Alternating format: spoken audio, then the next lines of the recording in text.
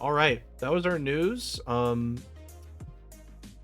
me close out all these random tabs that we have here from the news. So many tabs. Oh god, it was a lot. I want to talk specifically Baldur's Gate for a minute. Oh, okay. I want to share something with you, and I want to know if you knew this ahead of time. I got to the Shadow Cursed Lands. Yeah, Okay? that's Act 2. Yep. I have a question for you.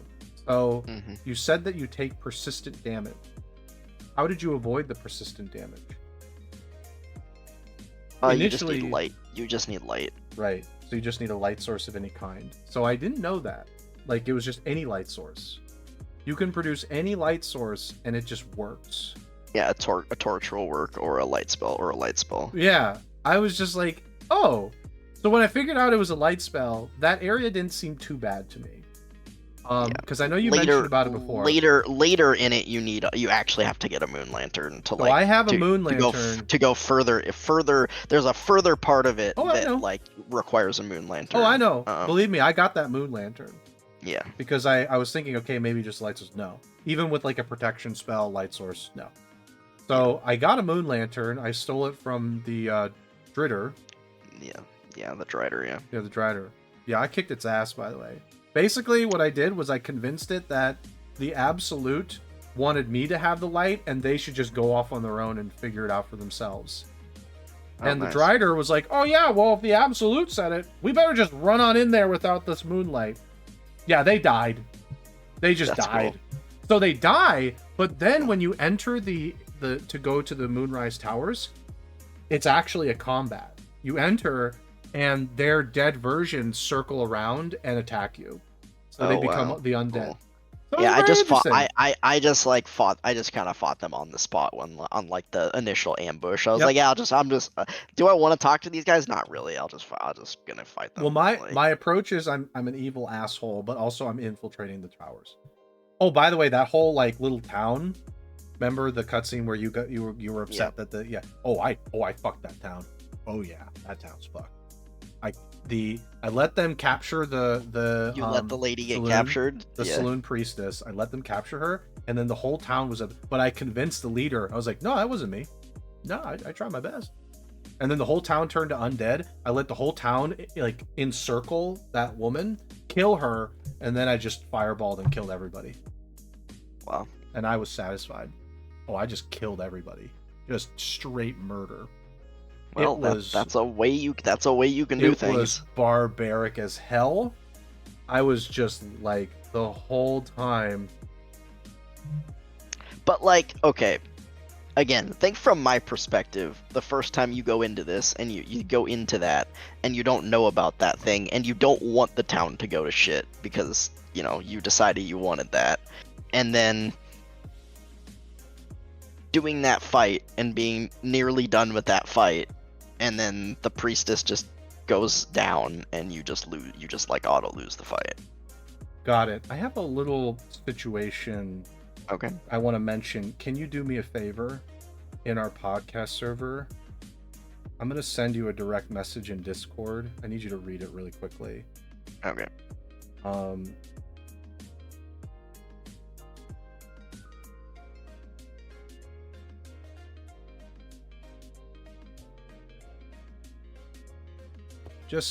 Just a note, if you get a message from Try, okay.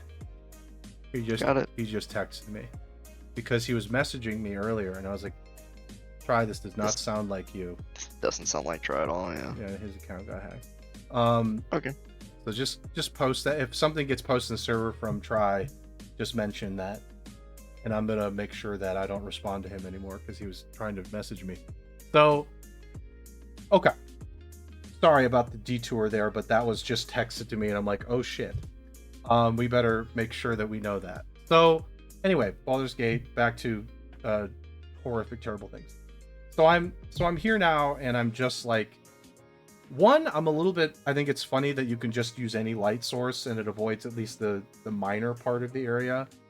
But I appreciated that I used my silver tongue against the Drider, and it killed itself and the group that was with it, and then it returned back to life as an undead and tried to attack me when I got to the towers. It was a weird, like, really cool little circle of events that I wanted to call out because it really was super satisfying to see that whole action of like, okay, I convinced them to give me the lantern. I convinced them that it was the will of their god.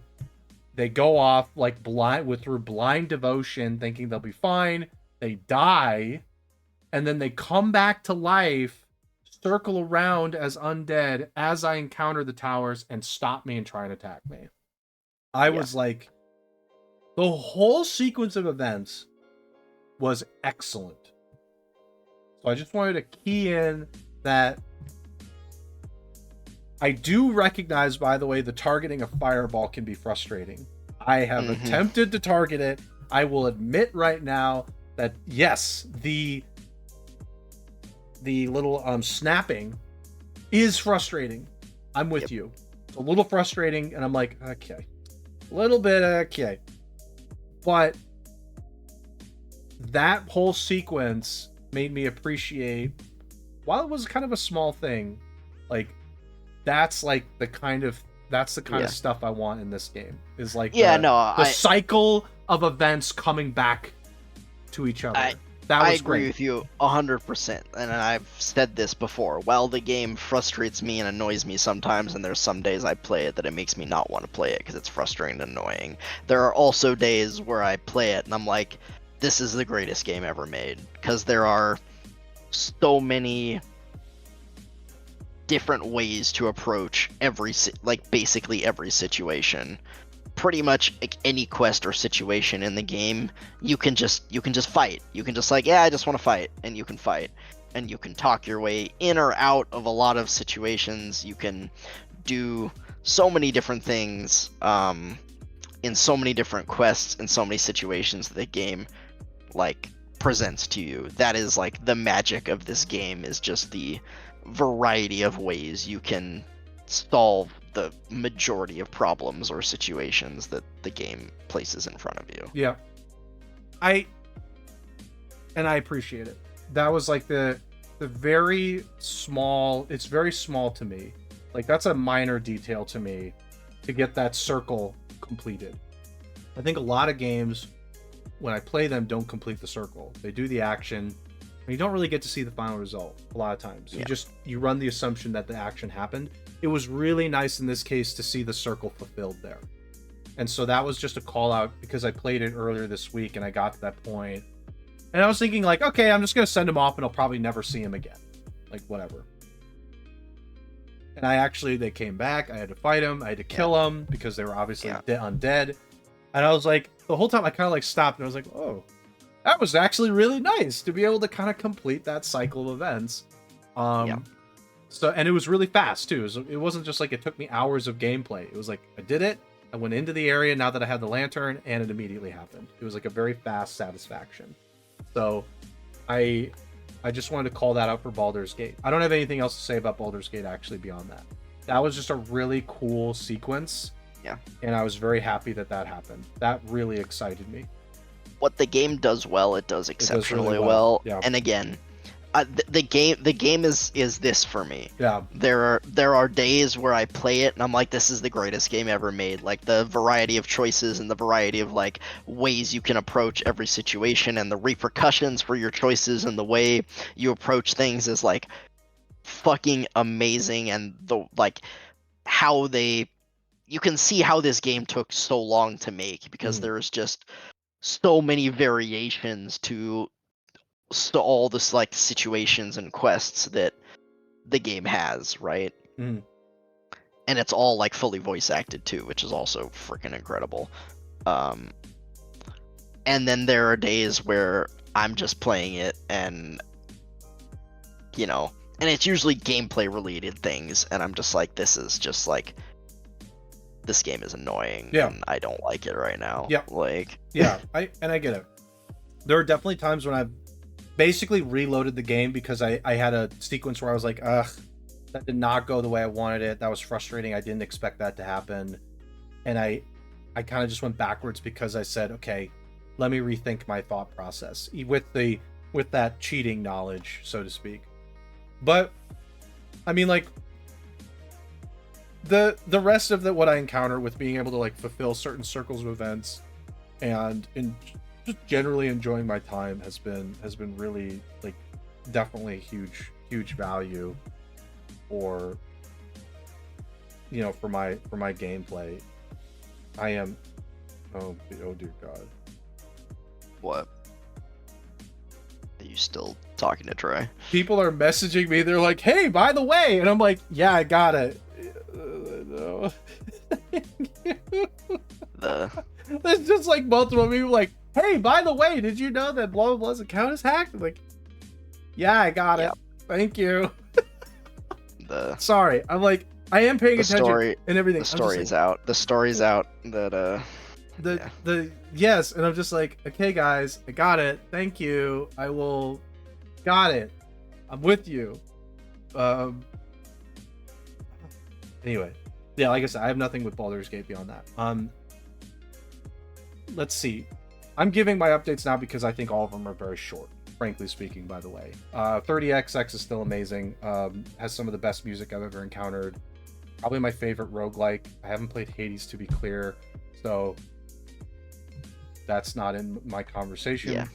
30XX is excellent. I really appreciate it doesn't have a story, just to be clear. There's no story. There's some underlying lore that you could catch on from the first game to this game, but I'm just gonna say it. There's like no story. So right now, at least, maybe there is, and I'm missing it. And I haven't gotten to it yet. But the actual doing runs is like phenomenal. Like, it's very fun. It's like Mega Man X on crack.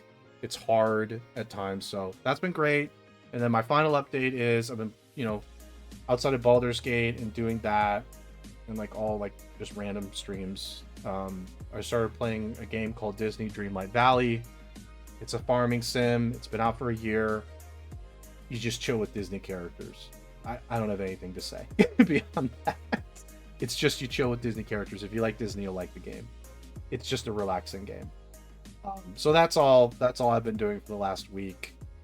Baldur's Gate was phenomenal though. That was like, that one particular situation kind of, it was beautiful. It's a beautiful sequence of events. And I will also admit that when the saloon priestess of saloon goes down and the cutscene just ends it, it's a little weird that as soon as she's knocked unconscious, the cutscene happens. You'd think it would have at least waited till the guy's turn to do the kidnapping. But no, it just, bam, kidnap. I can see the frustration now. It should have waited till his turn at the very least and then started doing things. I feel like the fact that it just immediately happened was a little bit, it did catch me off guard. I was like, okay. Well, and the first time as I said, the first time I did that and that happened to me, like, I had killed the main boss already. Like, he was dead. And it was just there was a couple of stragglers of the flying dudes. The flying things, yep. And one again, of them got her. That's how it works. Yeah, and one of them still like took her, and it was like over. Yeah. And again, in the situation that I was in, there was no way they get out of there. The room was just like covered in the warlock like Hunger of Hadar thing, and there's just no way they get away. There's just no chance. Yeah, like, I'm more buying what you said before. And there was only like one or two of them left. Like, the fight was got to take me like one or two more rounds, and I would have ended the fight. It would have been over. Yeah, 100% buying that. I don't think that was a good sequence. I think that was definitely not as well thought out as some other things. I would have at least, for example, like, I think in that sequence, if you could kill the boss, are those creatures really going to be like smart and intuitive enough to know A, she's down, B, immediately go kidnap? Like, I don't know. There's a lot of factors that I was like, if the guy was alive and then she goes down and then it hits his turn and then he immediately kidnaps her, I might have been more okay there. But my team is like so good at dealing with bosses because, like, with the monk, I just either like knock them prone or I just like stun the boss into Yeah, oblivion, and then they just get fucked. Like it's just like if I have a single target, I just like get my monk on them, I prone them or I stun them, and they just get Yeah. they just get mulched. It's just like Monks- they just die. Monks Like are very good in low-level fights, is what I'll say. Low-level boss fights. If the boss is immune to stun, monks have some problems. the prone thing is still like prone just gives you advantage on like every melee attack. It's really nice. At the point if they're immune to stun, you're not knocking them prone. You're gonna have a hard time knocking them prone. My point is like, yeah, in those fights where it's a boss and they're not like level 12 or something where they just start getting immunities to things like those conditions, you're just gonna bully them. You're just gonna bully them. So one-on-one fights, like one big boss, you just bully the boss. You just bully it. Get that for monk. For me, my characters can do damage. They just like I basically have 3 damage characters and I have Shadowheart. Shadowheart, the damage that she does for me is she sits in the front of a doorway and I put Spirit Guardians on. And that spell's so bust. That spell's you just so sit bust. there. And you see enemies like go, haha, they just immediately die. I mean, we talked about it one time. It's like the persistent AoE like damage spells are just so busted. The AI can't figure it out. The AI does not know what to do with it. They can't figure it out. They just stand it in and die. They sit in it and they die, and it's so funny watching. So Shadowheart sits in the front. Astarion randomly walks in, stabs a few times, kind of like hangs out near Shadowheart. Because as soon as they come near Astarion, they're taking her damage. Yep. And then I have Lae'zel also coming in and just bullying while staying in that aura. And then there's me in the back just throwing Eldritch Blast. I'm just casting Eldritch Blast like crazy. Yeah. I have a similar strategy where usually I'll have Shadowheart with Spirit. I don't always use Shadowheart. I kind of rotate like Shadowheart, Will, and Gale. I kind of rotate them because I like all of them. Yeah. But like, I have Shadowheart with Spirit Guardians, and I'll like kind of clump my whole party around her. And I have I use Karlach, and my main character is a monk, which I mentioned. Yeah. And they just like deal with anyone that gets in the clump. And then like for the enemies that are like charging in or the range guys, I just put Hunger of Hadar down and just they just get killed by that. Yep. That's like makes sense. And it slows them down like if they're melee, it slows them down like getting to you. I appreciate that you have variety. My team decided to bail after I slaughtered Tieflings. Well, I slaughtered Tieflings and they're like, I'm out. And I said, yep, got it. See you later. So I have Gale. Gale's my only party member. I've heard you can recruit. You can do the hireling thing from Withers or whatever in the camp. Isn't that an option? I don't really know how it works. Oh, I didn't even know that was an option. That's crazy. I should talk to him. But it costs some gold, I think. But apparently I can recruit other characters. Minthara. Yes, you can recruit her through a sequence of events, which I'm gonna try and do. Yeah. And she's a paladin. That's the paladin lady in the goblin paladin camp, brow. Right? Yeah, I just killed her. I know you did. Of course you did. You have to for that. I slaughtered like the entire goblin camp. Yeah. So it's either you slaughter the tiefling camp or you slaughter the goblin camp. That's basically your choices. So because you did that, everybody, obviously is like, yeah, sounds good. Goblins suck anyway. My group was like, oh my god, you slaughtered all the tieflings and druids. What the fuck? I'm like, well, you're a monster. You're a monster. I'm like, there's the door. Goodbye. But Minthara can be brought into the party, and she's a paladin. My big problem is if I bring in her, and let's say I use her, I kind of like having Shadowheart for the out of combat stuff. Lae'zel is great in combat because she hits like a train, and she's tanky. Minthara can be tanky, but the problem is, I don't know how much damage the paladin's going to put out unless I'm using divine smites and things like that. So I'm like, I'm just like, if I'm playing paladin, I'm smiting like a lot of the time. You're smiting a lot, of course you are. Yeah. I'm just trying to figure out like, okay, if I take Lae'zel out, I'm going to lose some damage here. I'm losing my damage because look, smites are good, but like, let's be real. Those are finite. Those are still a finite resource. Lae'zel just hitting somebody is not a finite resource. Shadowheart I like, so I'm like trying to figure out like, okay, do I swap out Shadowheart or Lae'zel? Astarian's staying. He hits hard. He just hits hard. He'll hit hard, and he's like, and I love the lock picking. So he's my rogue to lock pick. I put assassin on him. I gave him assassin. And I gave him assassin with alert. So he's going first. Initiative bonus. And the first one he hits is taking a hit. They're just taking a hit. They're getting blasted. He does good damage. I'll admit, Astarion does good damage. He's mobile, so I'm like, okay, you could stay. You do good damage. You're mobile. You're squishy, obviously, but like, just sit next to Shadowheart. You'll be fine. So I'm like trying to figure out the party, assuming I recruit Minthara. But I'm like, I will say, while I understand my party members leaving me after the Tiefling destruction, it definitely fucked the variety that I have for characters now. I get it, but at the same time, I'm like, man, it would have been nice if we could just recruit Minthara then and there to replace two that we lost. It would have been really nice if I just got her to join then and there. I get for the story why she doesn't. It makes sense for the story why she doesn't, but it would have been nice to just give me a replacement. You lose two.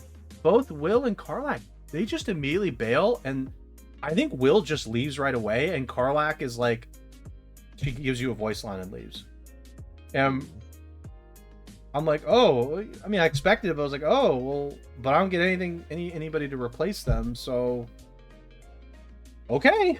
So I had to like switch the party. Talk to Withers in the camp. I haven't really used him, but I did talk to him once, and he has you can reset your character. You can reset your character, revive. There's an option to like recruit a hireling or something like that, which again I don't know how it works because I haven't used it. But hirelings, I do know what a hireling is. A hireling is not a character. It's like it is a character, but it is like, it's as if you had an animal companion, if you will.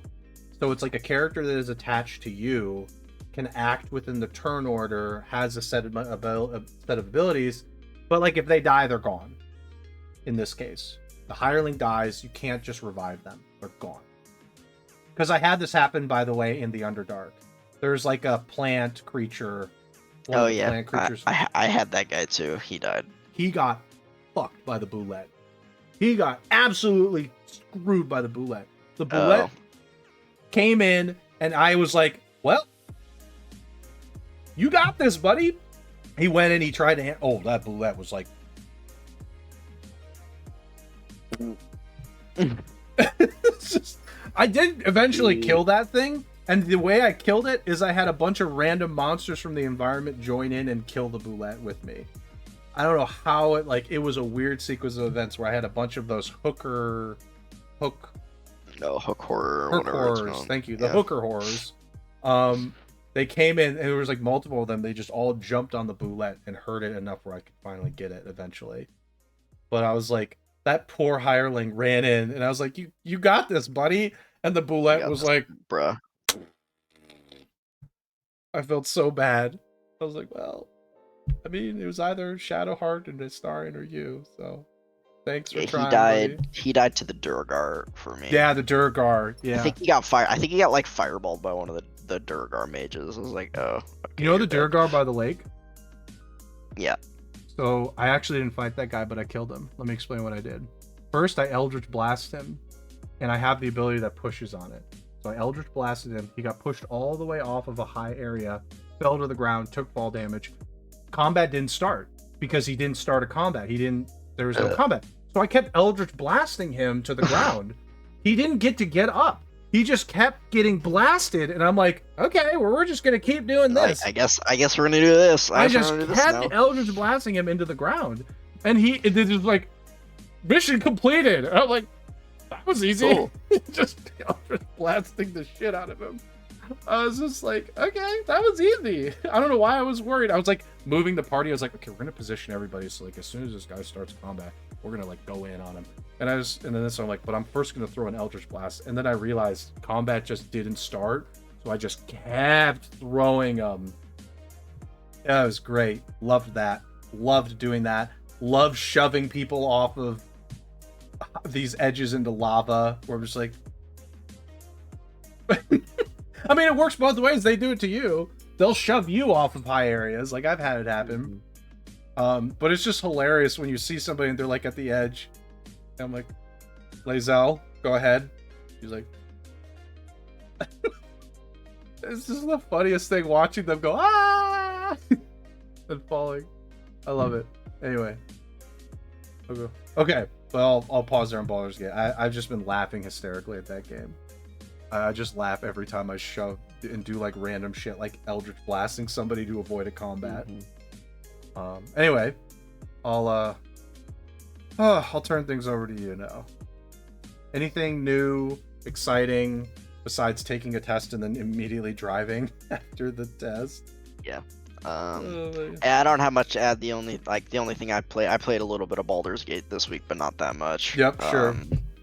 I'm almost at the end of Act 2. I did we stormed Moonrise Towers. Yep. Moonrise Tower.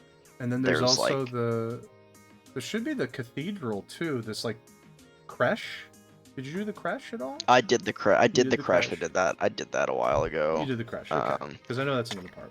And I did. There's the Gauntlet of Shtar, which is also in Act 2, which is important. Well, that's for Shadowheart, right? Like that's specifically. It's for Shadowheart, but it's also tied to the story of Act 2 at the end of it. Got it. I know she mentioned it too. She's like, if she could find a temple, but okay. So you're almost at the end of Act 2. Yeah, I pretty much just you get to the top of the tower, you fight the boss, but then you can't kill him there. Like the fight and a cutscene happens and you have to go chase him a little bit further. So yeah. After that. Okay. What level are you? For context. You're at the 9. end of Act 2. 9. Okay, so you get a couple more levels in Act 2. Got it. Yeah. Because I'm 6 or 7 still. I don't remember. Yeah, I've done a lot. I feel like I've done a lot more in Act 2 than I did in Act 1. I came into Act 2 at level 5, and I've gotten 4 levels in Act 2. Yeah, I mean, that makes sense. I've seen there's multiple different regions for Act 2 that you can go to, so that makes sense. I had heard that Act 2 is pretty short, and I'm finding Act 2 not very short. I don't know it's taken me just as long as... Yeah. I feel like it could be... you could kind of just, enter Act 2... go to the the town, get the moon lantern, and then go to Moonrise Towers, and that's kind of it. But you miss a lot in Act 2 if you just do that. You could bum rush Act 2. But I've been 20 hours at least in Act 2 already. Yeah, so I can see that. I'm looking at the regions, and I'm like, there's more than just a few hours in here. There's a lot you can look at and explore. I'm like, there's no way somebody spent 10 hours in here thinking this is just Act 2. There's no chance. Just looking at the Shadow Curse lands too, I'm like, no, you can explore here. You know how to avoid the damage now.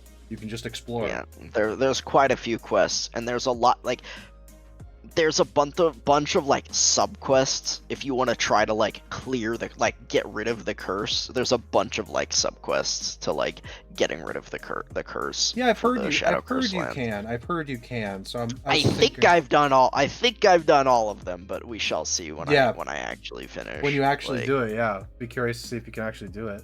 Be nice. I'm pretty sure you're not going to be able to because you killed the freaking town. I need that town. Oh, I owned them. They were mine, and I absolutely swept them. So I know I'm not going to be able to cure it, and I'm fine with that. I know how to avoid it. It's not a big deal for me. But I'm just laughing because I was like, oh, this poor town. Oh, you can bet I fireballed those folks.